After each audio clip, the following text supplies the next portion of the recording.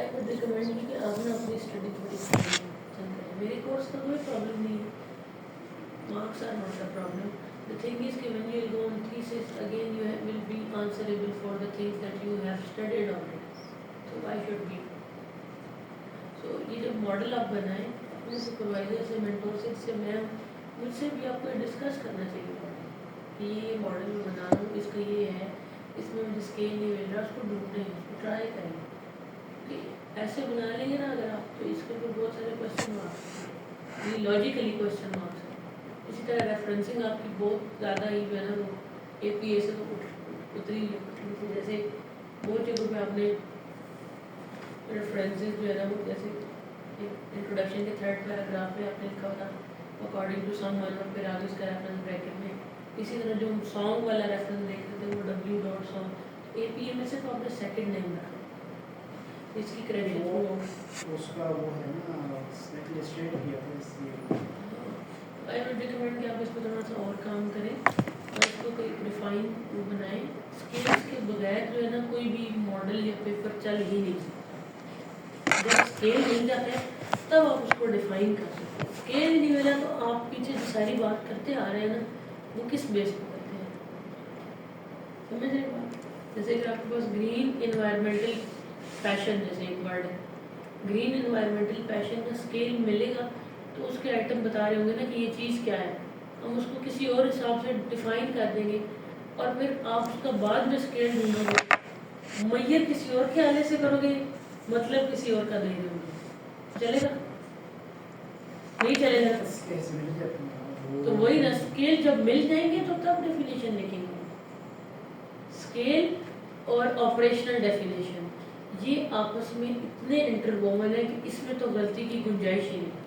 इसका मतलब ये है कि मैयर आप उसको किलो में कर रहे हैं लेकिन बता आप उसको इंचेस में रहे, समझ आए?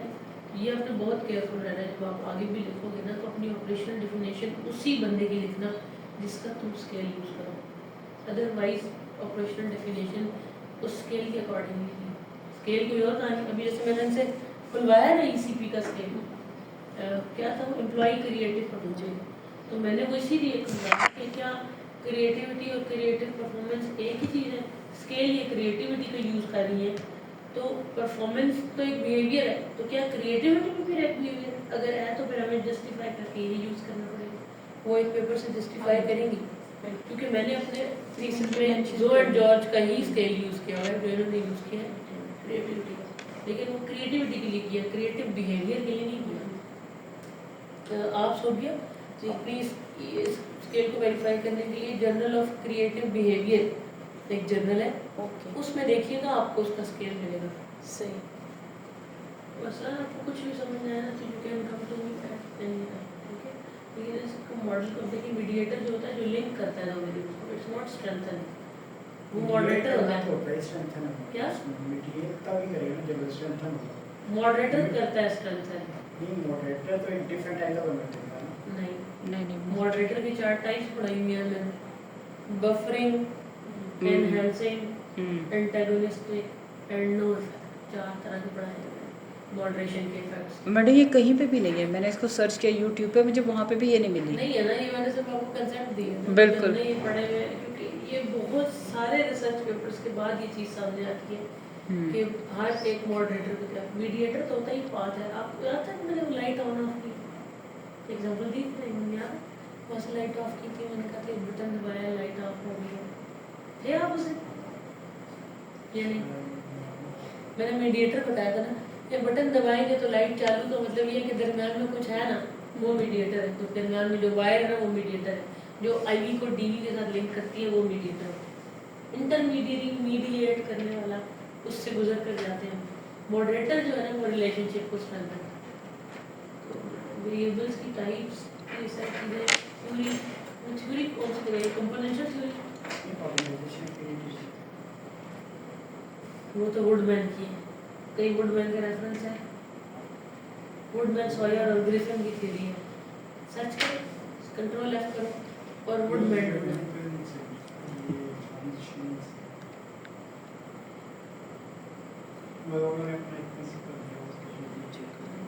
अकॉर्डिंग तो जियोंग शिन जो है जिसका आप ले रहे हो, इसने ऑर्गेनाइजेशन क्रिएटिविटी थ्योरी किसकी यूज़ की है? तो अपने पेपर में यूज़ की है ना, ये तो वो बता रहा है कि मैंने यूज़ की है थ्योरी किसी की। अब वो कौन है जिसकी थ्योरी इसने यूज़ की है? वो तो वुडमैन की थ्योरी है, ऑर्गेनाइजेशनल क्रिएटिविटी। एमा बीले की कंपोनेंशियल थ्योरी है। ये जो एमा बीले का रेफरेंस आप दिए 1996 का पेपर, ये क्लाइमेट ऑर्गेनाइजेशन क्लाइमेट के लिए ये तो कंपोनेंशियल थ्योरी है। असल थ्योरी जो इस पूरे मॉडल के ऊपर लगेगी, कैसे लगेगी theory? Theory of plant behaviour मैंने पढ़ा कि आप थे कैसे थ्योरी? देखो असलान तुम थे ही नहीं। असल में मसला ये है कि जब मैं ये करा रही थी ना तुम नहीं थे, और फिर तुमने सीखने की कोशिश की। तुम भी उनकी तरह हो गए, तो पढ़े लिखे नहीं हो, ऊपर से कोशिश भी नहीं उन्हीं की तरह हो गए। ये तो गड़बड़ हो जाएगी बाद में। मैंने इतना कोशिश करके सिखाया है इसमें, उनके वो बच्चियों ने सीख लिया। आंटिया मैडम स्टूडेंट बनने के लिए शो बच्चों कभी नोट्स ही नहीं लिए, शाबाश है। ये मैं एक दूसरा वो असल में बना वो इस तरह का है ही नहीं है। अच्छा ताल्लुक नहीं। तुम लोग चाय पी लेते हो पूछते नहीं है। बना लेते हो, बिल्कुल पढ़ते नहीं है। एक का कर रहे हो पेपर के बारे में बैठ के सब्जी और इस्लाम एक का कर रहे थे, पेपर कब दे रहे हो? हमारा वो है ही नहीं। ले लो और अपने साथ भला करो, नहीं गड़बड़ हो जाएगी वो। मतलब जस्ट मुझे प्रेजेंट करने के लिए मुझे नहीं चाहिए, मुझे चाहिए कि आप सीखे हो। सिर्फ ये नहीं कि मैंने सिर्फ नंबर 20 लगाने हैं, चलो कुछ भी चलेगा। राह फरार PhD में कोई भी नहीं, कोई AI टूल नहीं है, कोई दोस्त नहीं बचा सकता, कोई लिखाई नहीं बचा सकता, खुद करना पड़ता। ऐसे कोई हैक नहीं है, अभी बता रही हूँ। जब यूज करोगे कैच हो जाओगे। मैंने ऐसा कोई यूज़ नहीं किया। वो चलो ठीक है। हाँ ये करना पड़ेगा। बाकी राइटिंग अच्छी की हुई है, लिटरेचर अच्छा लिखा हुआ है, जो पॉजिटिव स्टडी का पॉइंट है, हाइपोथेसिस ठीक लिखे हुए हैं। इसके अलावा ये थ्योरेटिकल फ्रेमवर्क की एक्सप्लेनेशन अच्छी दी हुई है, कई जगहों पे रेफरेंसेस बहुत अपडेटेड है, रीसेंट है, टॉपिक बहुत कैची है, बिल्कुल रीसेंट आया हुआ है। लेकिन हर एक वेरिएबल की ऑपरेशनलाइजेशन करनी, लॉजिकली सोचना बहुत जरूरी है। ठीक है, चलो गुड लक। और अगर यही मॉडल आगे लेके चलना हुआ है तो इसके पीछे एक इंडिपेंडेंट वेरिएबल रखना, ग्रीन लीडरशिप, फिर तब ये सेट बैठेगा। ग्रीन लीडर प्रैक्टिस भी लाएगा, ग्रीन लीडर क्लाइमेट भी लाएगा, फिर लोग क्रिएटिविटी शो करेंगे और इनोवेशन करेंगे, तो सीक्वेंशियल वेरिएशन बनेगी इसकी। ग्रीन खाली है, green inclusive. Green inclusive leadership भी हो सकती है, सिर्फ ग्रीन लीडरशिप भी हो सकती है। चलो ओवरऑल गुड एफर्ट है, कोशिश की है, ये भी अच्छी बात है। यार सोनिया इसको नोट्स दे देना फाइनल पढ़ने के लिए। ये नोटबुक समझ आता है तो जरूर। हाँ नहीं, किसी टाइम बैठ के फिर बंदा थोड़ा गाइड भी कर देना, खाली नोट्स जॉब रिक्वायरमेंट है, ऐसा मसला नहीं है। नोट से सब लेकिन- उस तरह नहीं समझ में आएगा शायद। लेकिन करना वीडियो खुद है, चलाया मसला ये है करते कि हैं। करना खुद है।